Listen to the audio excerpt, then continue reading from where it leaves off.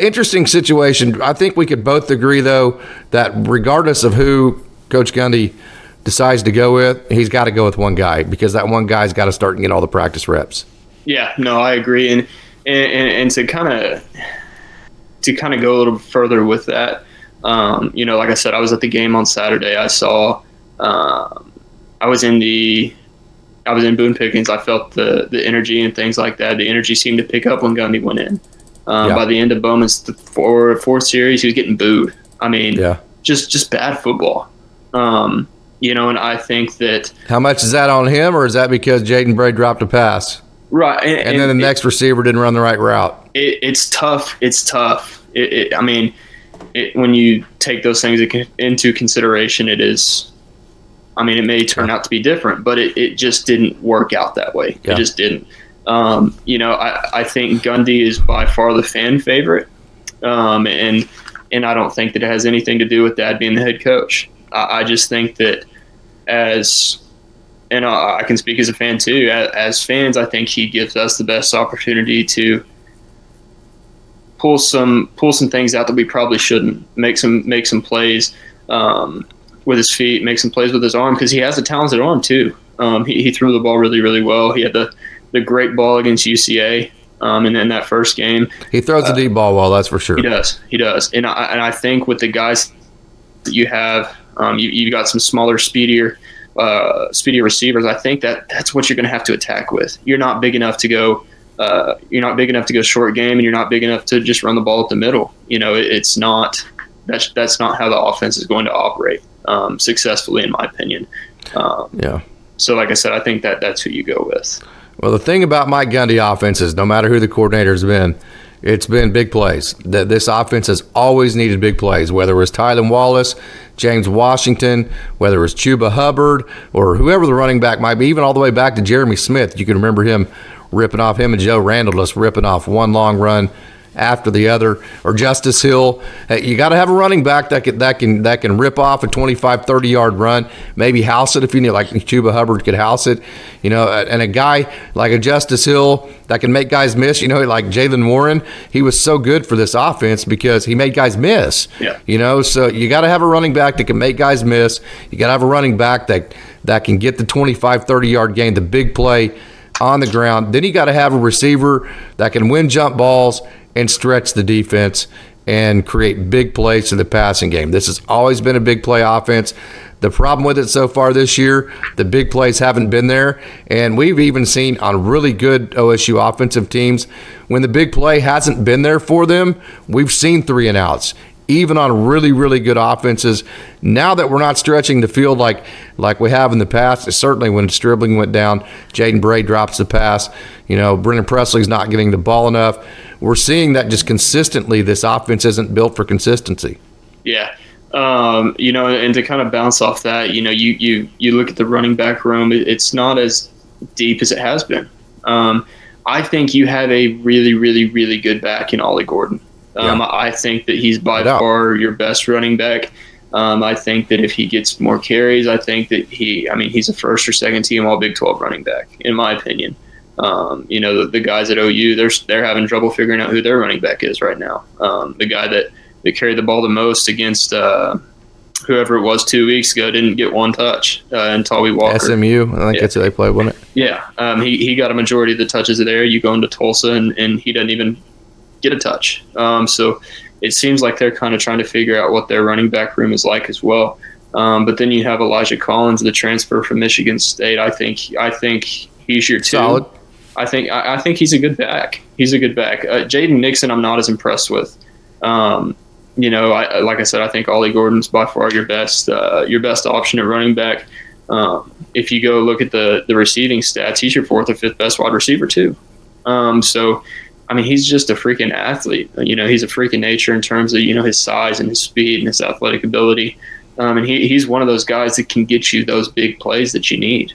Here's my biggest gripe about the way that the offense ran Saturday is Brennan Presley. What are we doing with this guy? The guy didn't get even a target until the second half. Okay, if you look at his rushing, he had 1 rush for 5 yards. Got to get the guy involved. Absolutely. He's one of your best offensive threats along with along with Gordon. He's been in the offense for several years now. There's no excuse to not get him the football, whether that be on a jet sweep, whether that be on just a little skinny post, whatever. Say, hey, run by this guy, whatever. You've got to get him the football, swing pass, something to get him involved in the offense, because he is another big play guy. He's a really, really, really shifty guy that makes guys miss, and he has top end speed. He's another guy that can provide you the spark that you need. You look back at the Bedlam game when I think it was 2 years ago when he took the ball. It was a kickoff. He took it back. I mean, he was still.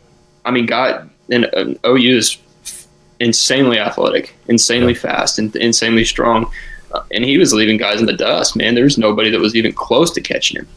So imagine what he can do. Yeah, the dude can play, man. Yeah, that's really, asking really, anybody who's really watched good. him at Bixby.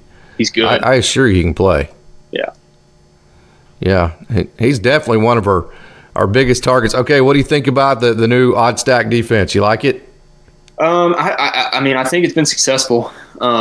You take away everything is disregarding South Alabama. I'm looking at the first two games.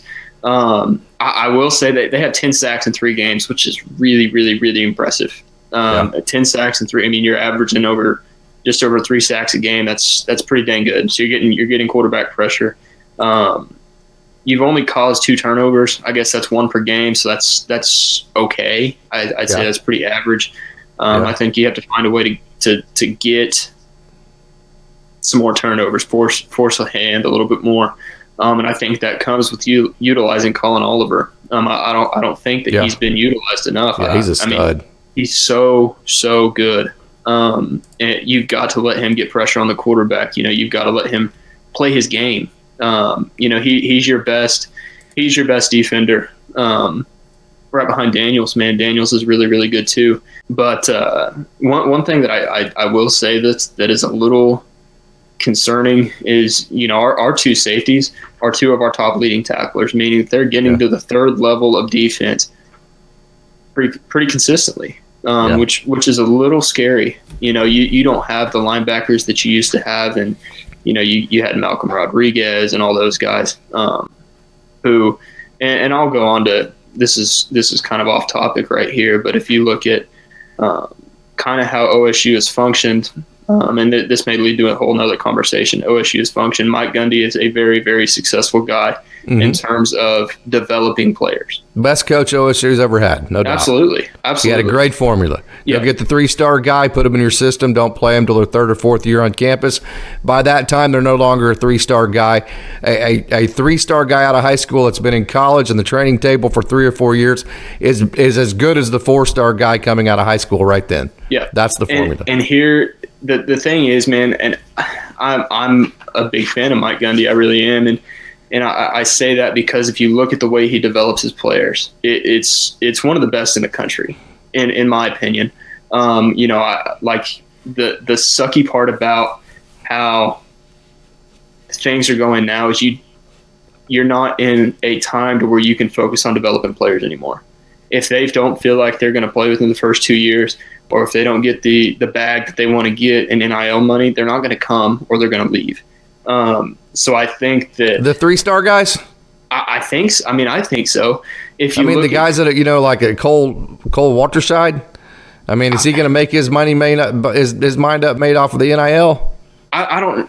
And the NIL is a whole different thing, but it's the fact that the transfer portal is there. They want to go somewhere that they can play. So maybe they don't go to another Power 5. Maybe they go to a North Texas. Maybe they go to a lower level Division 1 and they step on the field and they're a dude. That's fine, but losing 13 starters, that's what you can't do. Yeah.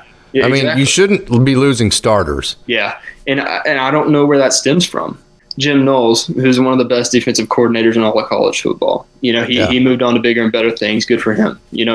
If outside, which I have been told that he told OSU to get close, and they didn't. Right, and at least not fast enough. Right. That's what I've been told has happened. I don't know that to be a fact. You know how that goes, but pretty good source told me that, though. Yeah, at the same time, you look at an Ohio State, that's a hard job to turn down. No matter where you're coming from, unless you're at Alabama, I think that Ohio State's it's a top tier program. It's a hard one to turn down.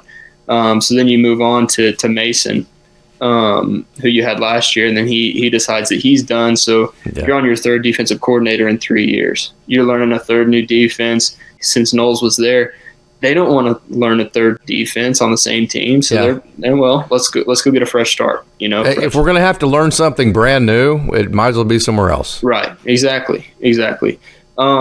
But you hear all the time, and you see it on social media, the people that are on the fire Mike Gundy train, that's bullcrap.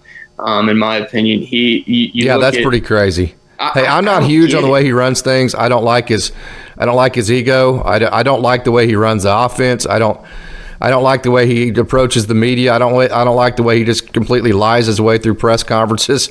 But I'm with you, man. If you're on the fire Mike Gundy bandwagon, you're way too early on that one. I agree. That, and you don't know the history of the program. You don't look at the guys that he has developed, like the Malcolm Rodriguez guys. Malcolm Rodriguez was about nothing when he came out of high school. Mm-hmm. He's a small town kid in Wagner. Phenomenal high school football safety, program, by the way. Turns into he's going to have a nice career in the NFL. He really is. But if you look at the most winningest coaches that are still active in the Power 5, he's number 6. But other than that, from a national media perspective, what did it do for him in realignment? Not a whole lot. But I think it's because you're in the same state as OU, who's been an established, very high quality football program since before Bob Stoops, when they won the national championship in 2000. But if like I said, if you look back at it, he's in front of some really impressive head coaches in Jim Harbaugh, Jimbo Fisher, Pat Fitzgerald, who's the guy at Northwestern, who's been very, very successable. And he's creeping up on guys like Dabo Swinney, who has, I think it's like 5 more wins than he does. Brian Kelly, some of those, and then you got Mac Brown and Nick Saban at the very top of the tier, who I don't know if anybody will ever catch those guys. They're phenomenal coaches and phenomenal programs. But that being said, I don't get the people that are, as soon as one thing goes bad, let's fire our head coach. That's just not how things work, and it's not how things should work. No, absolutely. I would have to see, and we're never going to get to see it, but I would like to see Kasey Dunn calling plays not in a Mike Gundy structured offense. I would have to, of course, as it's working right now, whatever the situation it is, point blank, it's not working. No. Something's got to change. I think part of it is they don't even know what identity. They don't know what identity they want on offense. They had the air raid identity. Mike Gundy's now, they're wanting to have fullbacks and tight ends. They're wanting to huddle up. They're wanting to go to center. They're wanting to slow things. But then they're still wanting to run 2x2. It's just like, what are we doing? What are we trying to figure out here? You're seeing the I formation and stuff like that. You're seeing the multiple tight ends. They just changed the name of the Cowboy back to a tight end. It's looking more like a Big Ten offense than it is a Big 12 with offense. A bad offensive line. Exactly. And maybe you look at the O-line coach in Dickey. Like you said, they've stunk for the past 10 years. Did he just forget how to? I'm playing devil's advocate here. Did he forget how to be offensive line coach? He was a pretty darn good one at K-State. They had one great offensive line after the other under Bill Snyder. Did he just that's kind of what I'm trying to say here. Did he just all of a sudden forget how to coaching offensive linemen when he came to Stillwater, or is this a systemic issue that he really doesn't have control over because they're running a zone offense and he's a gap scheme? He's a gap scheme type offensive guy that wants to get big maulers. He wants to get big 6'5" guys that maul you, and that's the type of guy he goes and recruits. But yet his offensive coordinator wants to run a zone scheme. So now you have Caleb Etienne trying to zone block. Yeah. Which one's the bigger issue? I think if you look at K-State and then you look at OSU, again, I'm playing devil's advocate here. Sure, absolutely. We both are. KSU it has been successful in doing what they do best, and that's just beating the piss out of you, physically beating the piss out of you. So what is OSU's identity on offense? What is Mike Gundy? If everything went great, what is the identity he's trying to reach here? trying to reach and what I think they should reach might be a little bit different. I think they should go more towards, a speed offense, meaning you run instead of running power, you run sweeps. You run stuff at the quarterbacks. You read you look at how and I say successful the offense was with Spencer Sanders. Spencer Sanders was a very, very good athlete. Mm-hmm. You don't have the O-line to not have a good athlete at quarterback. So I think you have to lean more towards the speed type of offense. If you look at the NFL, that's kind of what they're leaning more towards now. You look at Jalen Hurts, you look at what's his face, Lamar Jackson, guys like that. The successful NFL quarterbacks right now. Anthony Richardson has had a heck of a first couple weeks. I mean, he's got to learn how to slide. He is a big sucker, but you look at the guys that are getting drafted high. Caleb Williams is going to be the number 1 draft pick next year. A very, very athletic, quick-moving guy. It's not a traditional NFL offense. It's not a traditional offense. Period. They're leaning more toward. It's harder to stop a quarterback that can run as opposed to getting a guy that just drops back and throws the ball. So certainly a guy that can improvise when the play breaks down. That's very tough. So I think that they need to go after more athletic offensive linemen. I think they need to go after more athletic quarterbacks. They have that offensive coordinator here. You know what his name was? What's that? Josh Henson. I mean, that's what I'm trying to say is that exact offensive lineman, the smaller, quicker guy that can zone block. That is the exact offensive lineman that Josh Henson. Well, that was what he did when he played offensive line here at Oklahoma State. He was a zone blocker. Yeah, he is a zone blocking offensive line coach, and we let him go. Mm-hmm. I think that's the offensive line you need. I think those are the type of athletes that you need. You're not in the Big Ten. The Big Ten is I get it. Then you go after the big burly guys that are just stronger than oxes, that can push you around and just out strengthen you. But you're in the Big 12. The Big 12 is known for the electric offense. It's everybody's, oh my God, the Big 12 sucks at defense. It's not the Big 12 sucks at defense. It's that the offenses are so freaking good. They are so hard to stop. Quarterbacks, that it looks like the defenses suck. That's what it makes it look like. And I think that all stems from who you have behind the center, taking the snaps, and the guys that are in front of him. Yeah. You have to have athletes. You can't have the big guys. So, whenever they promoted Kasey Dunn to offensive coordinator, at that time we had Josh Henson here, who was really recruiting very well at the offensive line position. He wanted to be the offensive coordinator. He'd been the offensive coordinator at Missouri, and instead, they go with Gleason. So we let Josh Henson walk from Oklahoma State for Sean Gleason. I don't necessarily think that's a terrible thing, because if you look at the year who got fired at Rutgers about 3 games into last year, this year? I'm going back to the stats that I had in 2019 where he was 30th in yards per play, 30th in the country in yards per play at 6.1. So he knew how to move the ball. I mean, so I get what you're saying. What I'm saying is I don't think Sean Gleason was a bad move. I think he was pushed out the door here. It's all fun and great to, experiment a little bit. I think the experiment part is over. Yep. Definitely. Hey, man, this has been a good time. Just the first time we did this. We're going to dive into conversations like this, and, hey, we're not afraid to speak your mind. And we're huge Oklahoma State fans, and we always put the brand in front of everything else. So, hey, we hope you enjoyed our conversation this evening. Chase, you got any final thoughts about the game with Iowa State coming up, or putting this game with South Alabama to bed, or any of that? I think that it's just one of those – They typically have a game that they shouldn't lose that they lose. Yeah. So I'm gonna look at the bright side of things and just say that was the game. That was the game that they had that they shouldn't have lost. And it's not gonna happen. I will say OSU's won 9 of the last 11 battles with Iowa State. So they kind of have their number. The thing about Iowa State, one of those two. 2011. Yeah.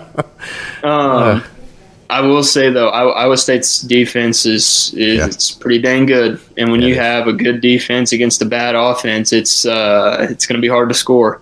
They're returning, I think, 7 or 9 of their starters on defense. Their entire secondary is returning. They run a kind of a 3-3-5, which is usually really, really, really good. I think it's. I think that they need to try to establish the run early to open up the passing game. If they can, Oklahoma State. Yes. And I think that the way that you do that, I'm curious to see who's going to start. I think it's going to be Rangel just because of the way things played out last week. Rangel? I think so. This next week. Okay. And I think that, like I said, I think that's because of how things played out last week. There were no meaningful snaps. There was no pressure. Oh, okay. I see what you're saying. So I think that may be who they go with, but Gunner hasn't started yet. I don't know why. Coach Gundy said they look at practice to determine who's going to start. So I wonder if what's prevented Gunner from being the starter is some bad practices because he hasn't started yet. So I don't know if that's what the concern is. I think he loses all ties because of who his dad is. And it sucks. I think Mike Gundy's such an honest human being from that perspective that for his son to be the starting quarterback at Oklahoma State, it's going to have to be clear and apparent that he's the better guy. Yeah, it's a sucky situation for Gunner, and I get the situation that Mike Gundy's in. That's a tough spot, because if he says Gunner's going to be our starter for the rest of the year, and Gunner goes out and throws 4 interceptions in 3 games, he's going to look like a fool. And it's going to be, he started because it's his son. It's daddy playing daddy ball, things like that, and which is just not. It's not the case if you really look at the game. But I think that's what's going to come up if Gunner starts, and that's what happens. Yep, it's going to be, and of course it brings Oklahoma State fans back to the Bob Simmons, Nathan Simmons deal, which was a complete nightmare. During that scenario, that was no fun for anybody. So, hey, lots of sticky situations. It is a rough period in time for Oklahoma State football, and a lot of Oklahoma State fans they have a history. I'm not one of them. They have an inferiority complex towards the history of Oklahoma State. They either feel like, hey, we can't do any better, or hey, if we do better than this, they're going to use us as a stepping stone. Back then our stadium didn't look like it does right now. You didn't have high-speed internet everywhere where the world was way more connected now than, they're Snapchatting people that are half a world away, and it's instantaneously where, hey, I can remember in the early 90s, whenever I lived out in the country once, and the only non-long distance phone call I could make was to the Dairy Queen that was in a truck stop about a half a mile from my trailer that I lived in. So the world's way more connected right now, right? Okay, you're paying your coach $7.5 million versus $150,000 like you did in the 80s or however much it was. Oklahoma State's a way better job than it used to be. Plus, when you look at the Matt Campbells, you look at these guys. Hey, look at the coaches in the SEC. How many of those coaches did they pluck from an Oklahoma State type school? Mm-hmm. Look at the coaches in the Big Ten. How many of the head coaches? Ryan Day, okay, he got promoted. When you look at those coaches that they have in their programs, they didn't come pluck them from Kansas State. They didn't pluck them from Iowa State. Because would you rather be the head coach at Oklahoma State and make $7.5 million a year and have fans that are reasonable about, hey, let's just win 7 or 8 games, 9 games. Let's have a chance to win, maybe put ourselves in position to win a conference title every now and then. Would you rather have that for $7.5 million a year, or would you rather make maybe $8 million a year and have to deal with the expectations of Florida? Mm-hmm. Do you understand what I'm saying? Right. Oklahoma State, in a lot of ways, is a better job than even those types of jobs from those perspectives. So I'm not on that bandwagon. I think Oklahoma State can do just like Kansas State's done. I think they can do just like TCU's done. They can do just like a lot of these schools, like Utah has done, and they can go get a really great coach that will stay there forever.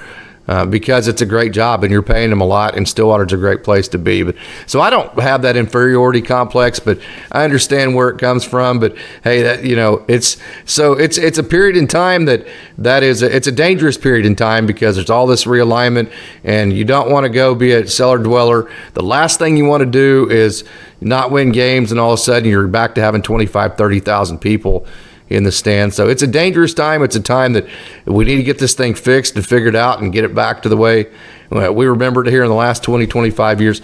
That can be attributed almost solely to Mike Gundy. So, hey, Chase, thanks for joining tonight. Certainly appreciate this. It's a super amount of fun. We're going to try to do this every week, huh? Yeah, absolutely.